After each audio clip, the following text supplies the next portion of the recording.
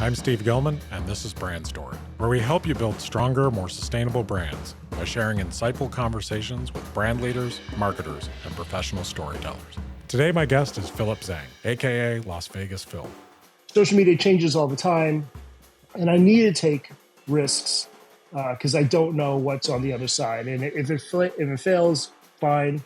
But if it does great, then even better. That's the whole reason why I even started my podcast. It was just a lame excuse to meet all these great people and pick their brains on how I can get better as a content creator as well.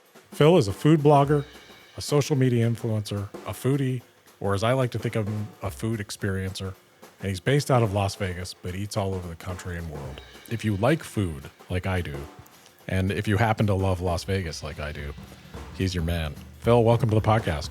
Hey, nice to meet you. Thanks for having me on. It's just so great to have you here because I think you're a really original guest, and I think our listeners are going to love it. Yeah, absolutely. I'm honored to be on, and it's definitely this whole journey of being a foodie and doing all this stuff. I mean, I can't think of a better city in America than Las Vegas to do it in.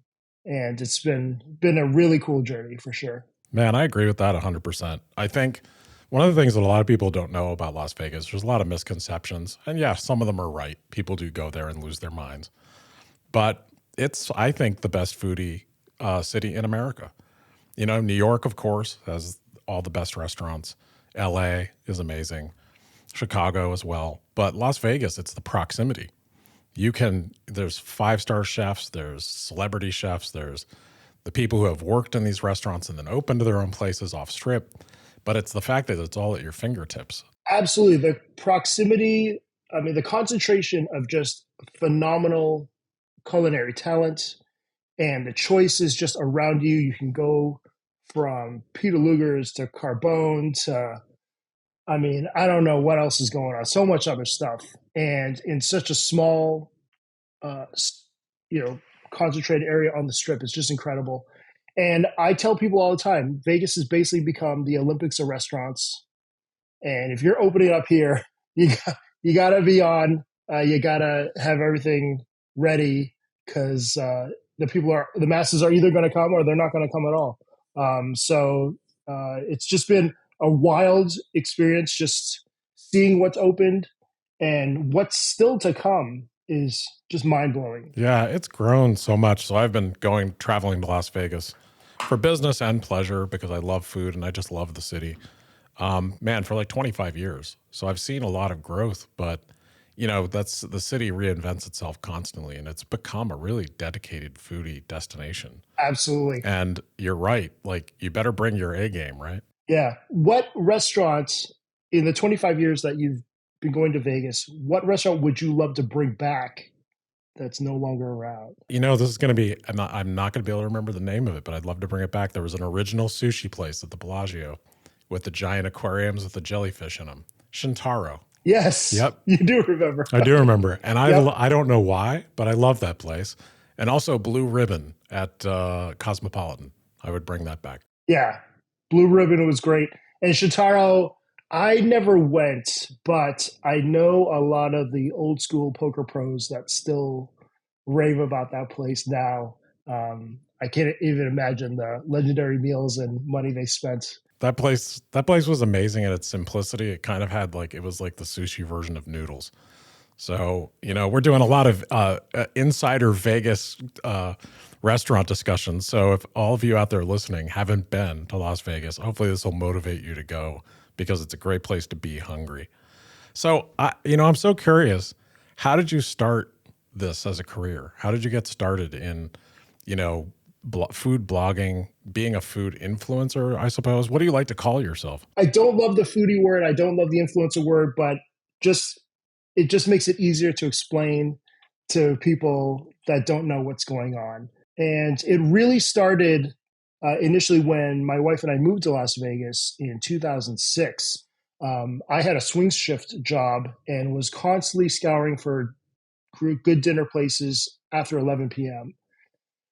And that's how I found Yelp, caught the writing bug from Yelp, and then kind of between 2010, 2011 became kind of known for my Yelp reviews. which then kind of led up to Instagram in right around 2016, when I saw a whole new group of people really just presenting food in a different way, in an exciting way, and I wanted to be a part of it too. So I became friends with all those guys and kind of learned from them, and kind of went from there. That's how it happened. Man, that's so cool. I mean, I love the way that you do it. And I want to describe it a little. If ever anyone hasn't seen Phil's videos, we're going to have links on his podcast episode page. Go check out his content, because it's one of the reasons I called you a food experiencer. I like that. I love trying places, but you're always unsure. Do I want to commit the time? Am I going to like it? And I love how you're so positive, and you go into places and I can tell you love to eat and you love trying new things. So you really go and you get a sense of the place, you get a sense of the food. You have a very positive tone. And I think a lot of people that go out to go to a restaurant, they think of the reviewer, or the critic. And I think you're more of a celebrator. How did it end up being like that for you? Well, if the restaurant's not good, I would rather just tell them directly and why I'm not posting. And these are the reasons why. I don't want to publicly blast. I mean, obviously, TikTok and Instagram love a great negative review, but I have too many friends in town, too many chefs, too many people behind the scenes. Maybe it was a bad night or something happened, and I don't want to affect that. So I really just don't post. I really just want to post places that I enjoy. I'm just a small component of what makes Vegas great. And if people travel to Vegas because of my posts, that's amazing.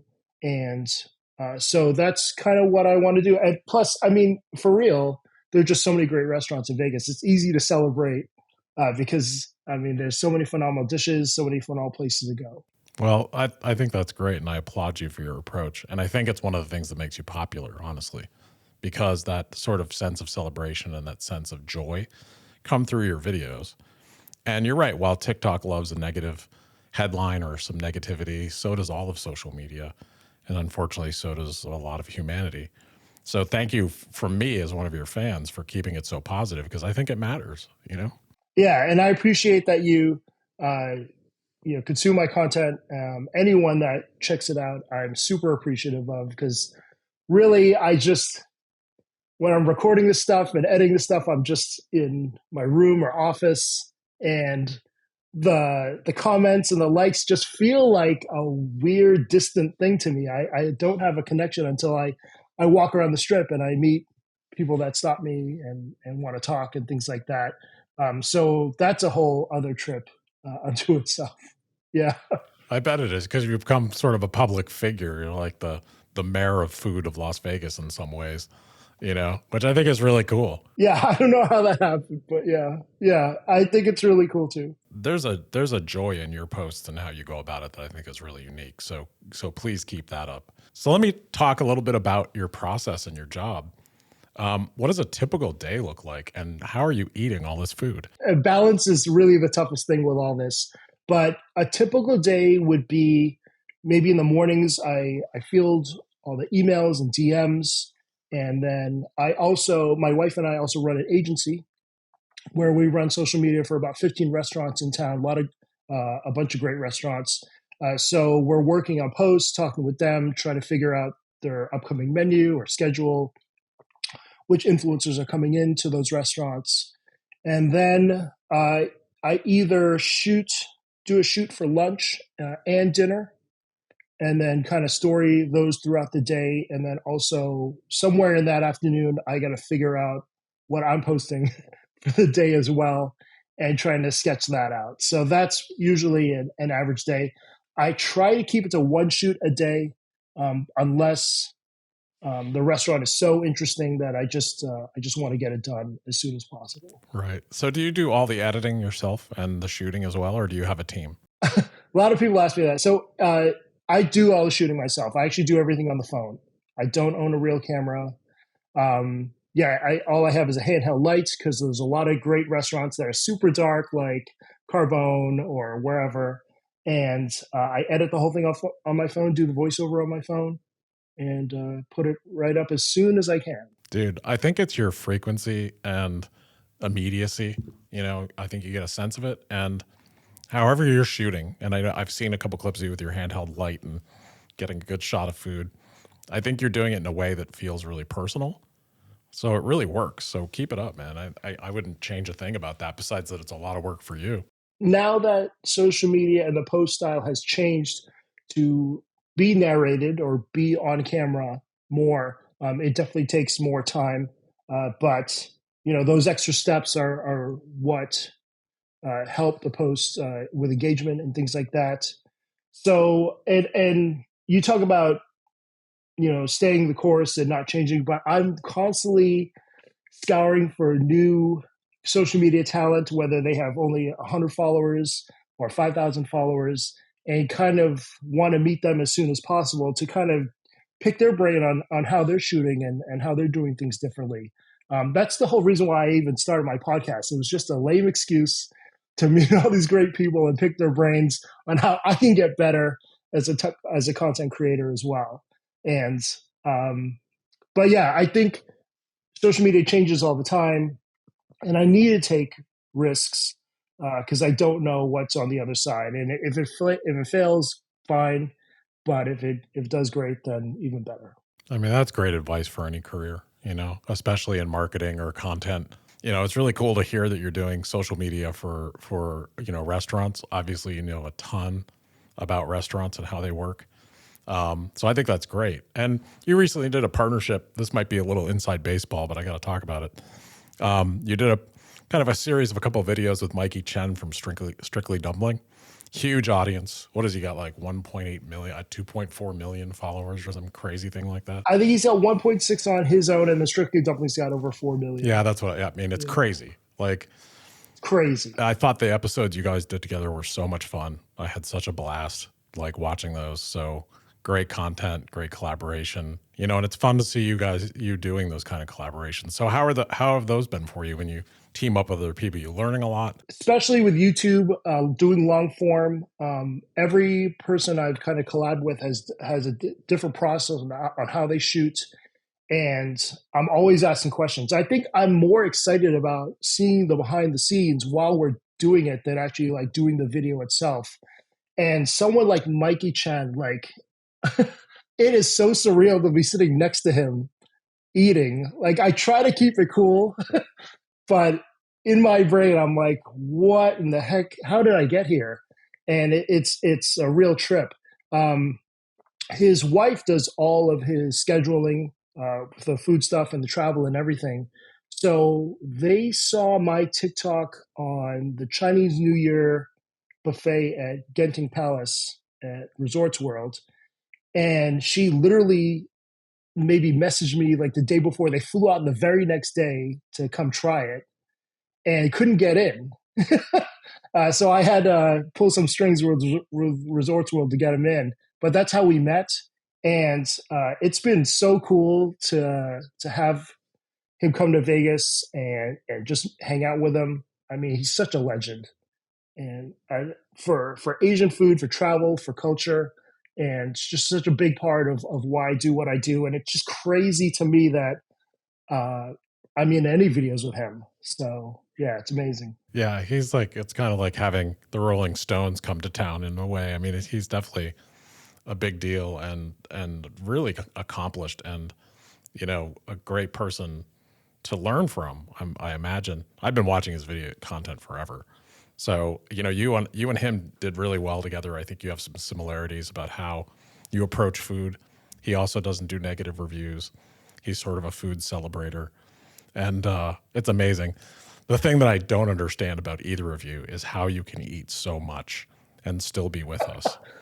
Like you guys are crazy. I agree. Well, specifically with YouTube vloggers, I mean, the way they shoot, it's like 4 meals back to back to back. And that takes prep for me. I mean, I don't normally go that way, but Mike wants a schedule. He's comfortable with a schedule of 5 different restaurants in a day. There was one day where I had to sit out when he went to Fountain Blue because I was just so stuffed, and we had an amazing sushi dinner coming at 8 o'clock. I don't know how he does it. He talks about like when he's not on camera, I mean, he's basically just doing a week-long cleanse pretty much to prepare for the next trip. For me personally, I mean, obviously balance is a big thing, but well, I'm trying to sample instead of feast when it is like a 4 or 5 restaurant day. But yeah, I have a lot of leftovers in my fridge at all times. Yeah, I'm sure it's a lot, and it's really cool to have it be a job. Does it in any way take away your joy of going out to dinner? And can you go out without your cameras and enjoy a nice meal? Is it still a pleasure for you? It is still a pleasure for sure. If you had my cooking, you would understand. Yeah, I think about all of the jobs I've had in life, all the things that I've done. A lot of great, a lot of bad. And so when I think about my friends who are still doing a 9 to 5 and things like that, I'm just super thankful to be in this position. So honestly, it doesn't get tiring to me. It doesn't get boring to me. I still enjoy it immensely. And my wife and I can still go out. I mean, I might take a picture for like a story on where we are, but I'm not. I don't do full on videos for every place we go. That's great. Well, I'm glad you still find joy in it, and it's such a passion of yours, because I do think that comes through content creators. You're doing it because you love it, not just for the likes and the follows, and those come because I think of your passion. Absolutely, it's just a byproduct of trying to do good work, and hopefully it resonates with somebody. Yeah, I think that's so universal to content across the board, whether it's food content or any content creator. I think when people do it in a sort of a slightly cynical, calculated way about the follows or the dollars, it comes through. Real passion is something that I think we're all attracted to, and we see it, we know what it is. You know, so that's why if you go eat someplace, I've watched enough of your videos, I can tell if you're really loving it. And then if I'm in town, I go try the places you've eaten, because it's like a shortcut for me, because there's only about 1 million choices. I have to have some guide. So thanks, man. You've turned me on to a lot of great places. Awesome. I'm glad. So collaborations with brands. I wanted to ask you about this. I know a lot of times you're just picking places and going to them, but I'm sure you get asked a lot, and yet you seem like you have a very fair way of doing it. You're experiencing it for what it is. You're not just saying it's good because someone's paying you. How does this work for you? How do you pick these collaborations? I think you really hit the nail right on the head. It really has to be something that I feel passionate about, or I think I can work with more than the dollar sign. There's plenty of brands which I've turned down simply because it's not, the restaurant isn't a place I would actively seek out without social media. So why would I share it on social media? And then other brands that I just feel are not good partnerships at all. Soft drinks. I I, I kind of think most colas are poison in a plastic bottle. So why would I promote that kind of stuff? So yeah, I really just, if I can live with myself and look in the mirror after making that post and feel proud about it, and that's what I want. I don't want someone who follows me to use their hard-earned money and waste it because they went because of me, and it's not a good experience or not good product. I mean, that has a lot to do with the integrity of your brand and you being able to grow your audience. So do you get approached a lot by, the big, the big guys, the casinos, the restaurants, when they're trying to promote a new place? Do you find mom and pop shops? What's your your process and your favorite way to go? Because that's what I love about you, is sometimes you're eating at a little hole in the wall. The next day you're at like a 5-star fine dining restaurant. A lot of it is very much incoming. I rarely reach out to restaurants and say I want to shoot there unless it's something. Sometimes I will reach out to restaurants if I just want some behind the scenes stuff. So sometimes they need to clean up the kitchen and things like that. I'm totally still fine paying for my own food, but I think that additional footage would make the video do better.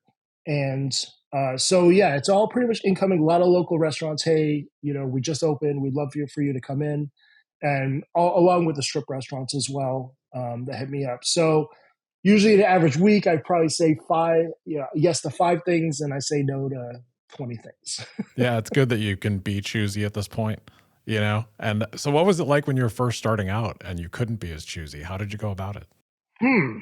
Well, way back when we were just posting pictures. So it could be a very quick visit and things like that.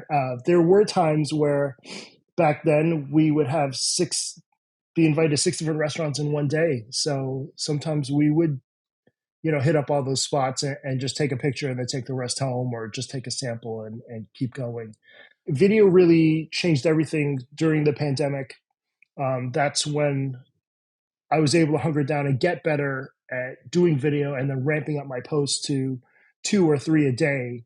And that's kind of been a very interesting evolution of it. And I really can't wait to see what happens next with social media and how food will be presented, because I feel like we're on the cusp of things changing. I think it has to change. There's a big saturation of this style of video, and I don't know, something's got to break out. Yeah, right. There are a lot of people doing kind of the same thing. Yes, but some of it feels just too salesy, especially the newer content creators. I think that's just what they think works, and they'll kind of go through their own journey on tailoring their content. But yeah, I feel I'm kind of I'm kind of getting fatigued seeing the salesy posts all the time. Yeah. Well, as a brand marketer, I would, not that you need my advice, but I would say, be who you are. Just continue to be who you are, because like the cream always does rise to the top. When you're passionate and what you're doing has integrity, the people capitalizing on a style, all the just forcing out content and monetizing it as fast as they can, I kind of feel like they lose their audience over time. The people who are real and organic, Mikey Chen being a great example, those are the ones that have staying power. So I see it too. I have to weed those out when I'm trying to find people to follow. So I see the same thing. Right. I think for a lot of the younger generation, under 30, social media in many ways is their video game, and the likes and the views are the score. And so it doesn't matter what they post. They just are looking for their next million view video. I mean, that's not that's a completely awful thing. It's just how they approach it. Yeah, it is tiring though, because everyone's gonna rush to Poppy Steak to buy the $1,000 T-bone, Right. so that they can have sparklers in it and have it as a cool video shot. Right. I'm actually going there next week, much to my dismay. Not dismay. I kind of want to hate. I haven't gone yet. David Einhorn DM'd me. It's like, when are you coming to my restaurant? And I'm like, I guess I'm going, because I tried to avoid it, and I don't know how I'm going to react. Yeah, I thought of going there, and I was like, some places are so performance oriented. It's like Salt Bay, that whole thing for a while. Somebody going like this with salt. Right. I'd liken it to EDM Salt Bay. Yeah, it is EDM Salt Bay. And it's like, I don't know, yeah, I'm a little more old school from the point of view that it's about the food, and the atmosphere. Yes. So that's another question I had for you. Like, how much of your experience is the food, or is the atmosphere, the brand experience, how you feel going into the place, how you're treated? Because I know you incorporate that, and it's a little bit more than what other people do, where they're just showing the food. So growing up with Chinese restaurants throughout my life, I really don't care about service, unless they smack me in the face. So that's all kind of not that important to me. It's really just the dishes. And if everything else kind of is below average, I really don't care. Or I'll just tell them, hey, the service sucks, but who cares? An example of a place kind of opposite than that and would be something like Catch, where the service, the ambiance is excellent. It's a great date night, but the food is just kind of whatever to me. I agree. So that's kind of just how you go about things. I mean, the food is really the most important thing. Everything else is kind of, in the background. Yeah, I think you feel that in your videos. And if anyone listening is really interested in just, connecting with someone who truly loves food and all kinds of food, not just one kind of food. Like you like everything, which I think is really fun. One day you'll be doing pizza, the next day it's ribs, and then it's a 5-star restaurant. It's just a blast. But yeah, I think there's especially in Las Vegas, there's a theatrics of food too. There's the presentation and the whole thing. You know, myself, I love that because I have a background in theater. So the brand experience, and you know what I do for a living too, is brand experience. So the whole experience of how you're greeted, how you're seated, the decor, everything. I love all that stuff. But I also don't care because if I'm sitting in a booth and the food is great, I care more about the food. It's just that I actually also enjoy the theater, you know? Sure, it's really amazing to see the evolution of restaurants, and social media has everything to do with it. I mean, Instagrammable wasn't a word until maybe what 7 years ago, and now that is such an important key to any restaurant opening on the strip now. And if they don't have that, then you know what happens. And so it's very, I mean, that whole thing has just been the evolution has been super interesting. The tableside presentations, all that stuff. Yeah. Yeah, and it goes from the truly thoughtful and cool to the absolutely annoying and ridiculous. Salt Bay. Yeah, Salt Bay. So yeah, I'm with you. Food first, theatrics second. What are some of your favorite places that you've been to recently that you've enjoyed? Wow. Well, I was lucky enough to go to Le Cirque last fall. Unbelievable. So great. Old school, super, you know, French performance, dining, amazing. Love it. Zuma is a favorite of mine, you know, for Yeah. its Yeah, we love casualness. Zuma too. Yeah, just Hmm. absolutely love it. And then I'd say another favorite for me would be, this is going to sound crazy, and I'm rattling off. This is a Bellagio restaurant, but noodles at Bellagio, I don't know why. It's comforting and it's simple. It's a classic now. Yeah. I think it's a low key legendary spot. They've been consistent throughout the years. Prices are very reasonable for the strip, and it's good that they're open late. And then there's places downtown I love, like Esther's Kitchen and some of those places that I just love, you know, and for a different reason. I went to Peppermill for the first time when I was there recently Okay. and had never been because, you know, kitschy, the whole thing, not really my vibe. But I just was like, it's on my list. I went, I loved it. You know, it had like a hometown. All the high school students work there, you know, kind of like as the staff. It was charming. Yeah, I love the fireside lounge area, and yeah, there's definitely a place for that for the Peppermill, and it's just a legendary spot in town. So what, let me ask you a few more questions and I'll let you go. I can't keep you all day. What's next for your channel and what are your aspirations from here? I mean, you're growing, you're always growing.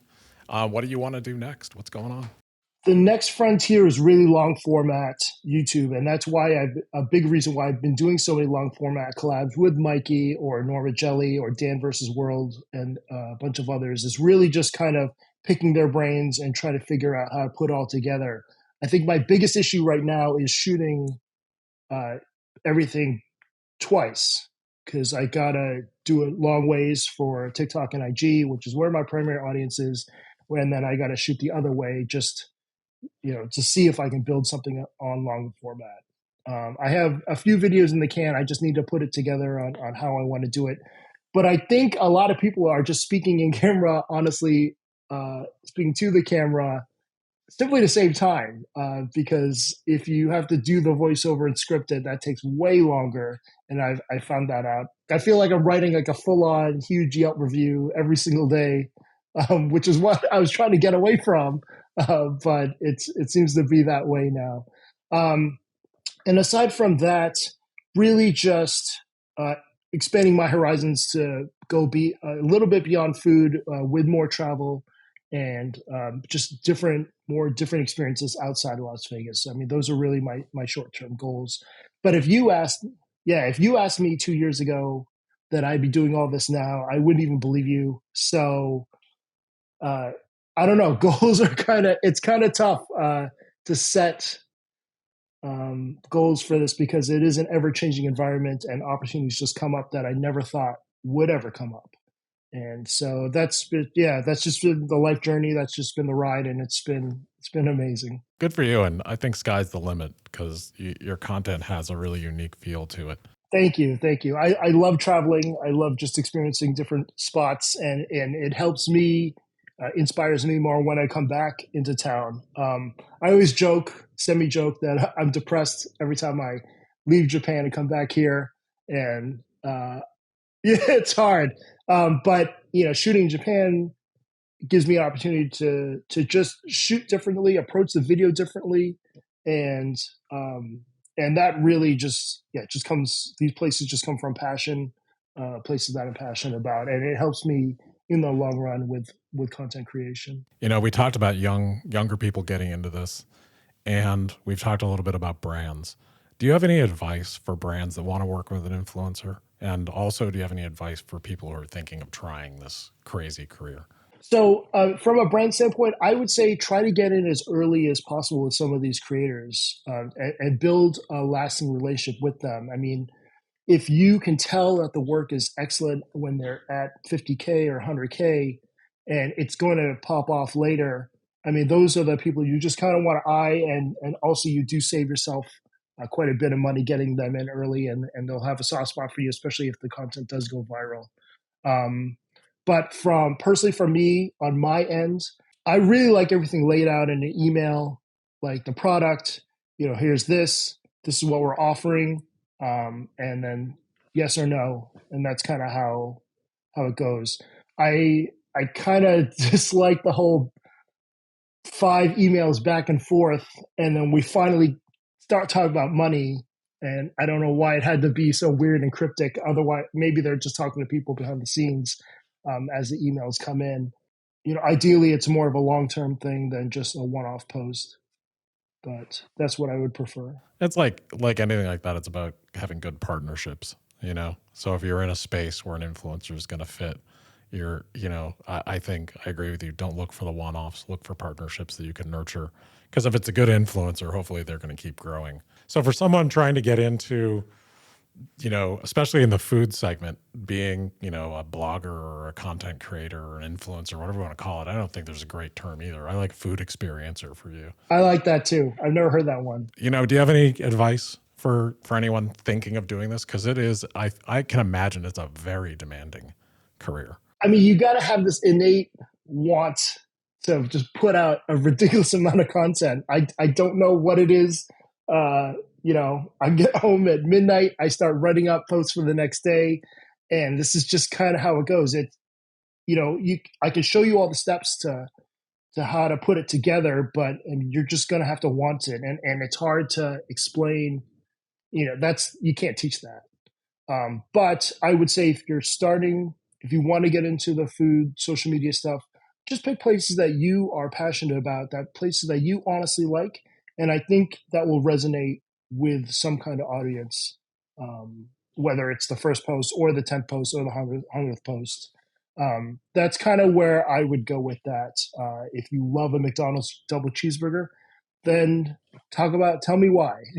I think that's great advice, literally, for anyone thinking of being a food blogger, influencer, for anything that you're going to put out, any content you put out. So I actually love how you put that, because the fact that you're getting home from probably eating and shooting, and then it's midnight, you still want to write the post. That's what comes through in your content. You can tell that you're super enthusiastic about it.